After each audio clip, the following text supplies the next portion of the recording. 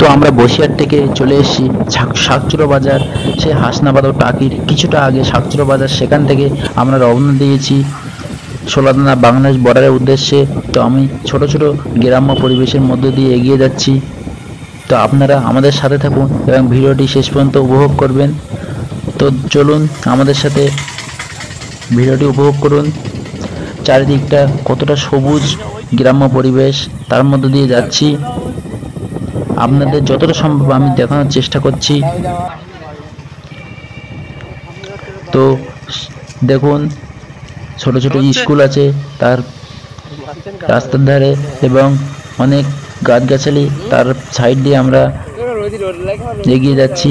তো খুব শীঘ্রই আমরা বর্ডারের পাশে চলে এসেছি, এক্ষুনি ঢুকবো সেই বাংলাদেশ বর্ডার।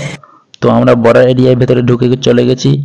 তো সামনে দেখুন বর্ডার দেখা যাচ্ছে, সেই ইছামতি নদীর ওপারে এই বাংলাদেশ বর্ডার। তো আপনাদের যতটা সম্ভব চেষ্টা করছি ভালোভাবে দেখানোর।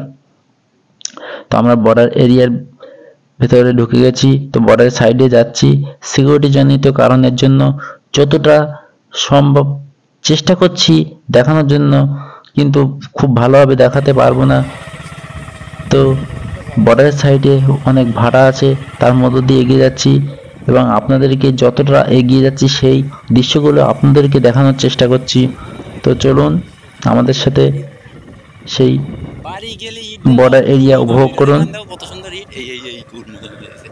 আগামী পর্বে আমি আরও নতুন নতুন এইরকম ইন্টারেস্টিং ভিডিও দেওয়ার চেষ্টা করব, যতটা ভালোভাবে দেওয়ার চেষ্টা করব।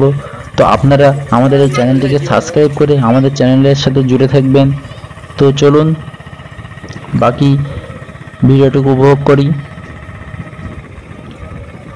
দেখুন আমি এই বর্ডারের সাইডে যাচ্ছি, খুব রৌদ্র।